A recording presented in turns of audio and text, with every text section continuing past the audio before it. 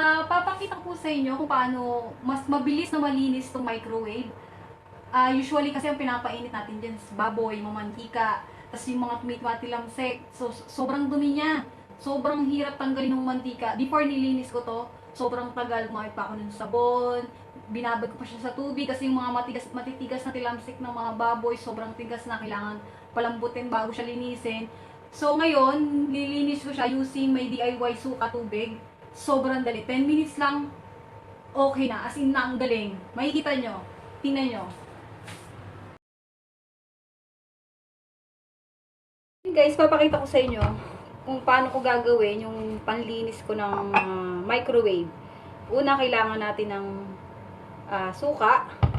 Ang sabi nila, mas effective daw yung white vinegar. Although puti naman to, pero meron yun yung white vinegar. Pero since wala, ito na lang gagamitin ko. Tsaka tubig. Tubig lang siya. Mas maraming suka. Tapos, konti lang yung tubig. So, ito yun. Suka.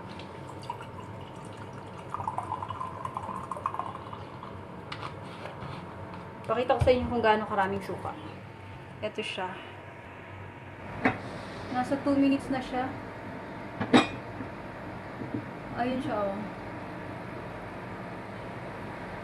After nyan, pag huminto na yan, papastayin muna natin yung suka with water sa loob, mga at least 1 minute.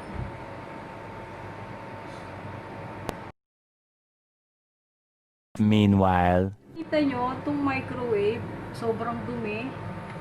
Tapos, medyo basa na siya. Kaya siya naging basa-basa na. Kasi, nagpakulo ako ng suka. Sabi nila, mas maganda daw yung white na suka. Yung as in, hindi ganitong suka, yung puti na suka. And then, konting tubig. Ayan siya, oh. Kanina, nasa kalahati yan. Pero siguro, nag-evaporate siya. Kaya ganyan na lang yung tubig niya. Tapos, napunta siya dito. Naging basa-basa siya. Tapos, ang gagawin ko, meron ako ditong basahan. O kung any na pwedeng pangpunas. Ayan siya. Pupunasan ko. Madali na siyang linisin kapag ganun, kapag may suka. Katulad dati nilinis ko to. Parang basahan lang. Tapos basa lang. Ang hirap. Ang dami ko pang ginamit para matunaw yung mga mantika, sebo. Pero ngayon, oh, kung makikita nyo, ang bilis na lang niya malinisin. Kasi ito yung loob niya. Tanggalin ko yung eto. Sana hindi na mainit. Mainit pa siya. Tapos, linisin ko tong loob. Ayan siya, oh, sobrang dumi niya. Madalas kasing pinapainit dito, baboy, adobo. Kaya ganyan yung itsura. Kanina may suka siya. Kaya ngayon, buksan muna natin siya para lumabas yung amoy suka. Ilid lang natin siya ng open para hindi siya sobrang amoy suka. Kasi ang sakit din sa ilong eh. Pero yan oh, malinis na siya. Hindi siya 100% na malinis kasi nga luma na siya. Pero at least wala na yung mga sebo-sebo. Wala na yung mantika, wala na yung mga nakadikit-dikit na karne. Kanina may mga nakadikit-dikit na karne yan eh. At least ngayon okay na siya.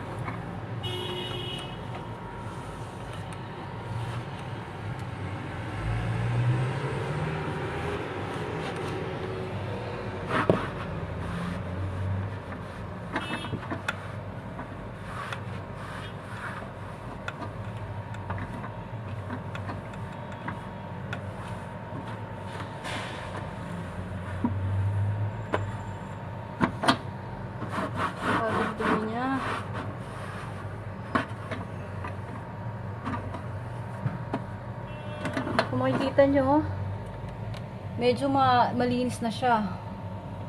Unlike before, nilinis ko to. Inaabot ako ng 1 oras talaga.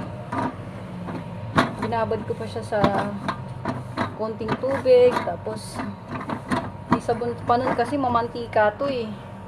Madaming sebo. Kasi usually nga, baboy yung pinapainit dito. Unlike ngayon, parang 15 minutes lang tapos na ako. Kasi dati nilinis na din to ng pinsan ko. Gumamit din siya ng suka. Tapos ang bilis-bilis lang din. Kaya naisip ko, i-try ko naman. Kasi wala, hindi available sa amin yan yung suka. Dati nagamit siya na white vinegar. Although yung ginamit ko naman white din. Pero yung, hindi daw yun eh, sabi niya. Pero alam ko nga merong white vinegar sa grocery. Yung different dito sa ginamit ko. Pero anyway, tingnan nyo naman siya. Malinis na siya, guys. Kayo na po mag-observe kung may nalinis ba, kung maging maayos ba yung linis. Ayun siya, oh. Ha? Hindi ate yung sana.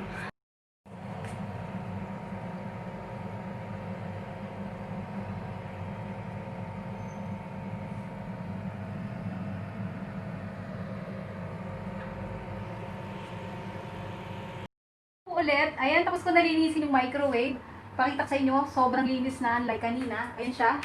Ito siya, oh. Compared kanina, na sobrang mantika, sebo. Ayan, malinis siya, okay na siya. So, until next time, sana marami pa akong ma-share sa inyo. At sana, huwag nyo kalimutan mag-subscribe sa channel ko, Eilack Mash TV. And then, subukan ko uling makapag-share sa inyo ng iba't ibang mga tips para mapabilis yung trabaho natin sa bahay. Yan muna ngayon. Bye-bye! See ya!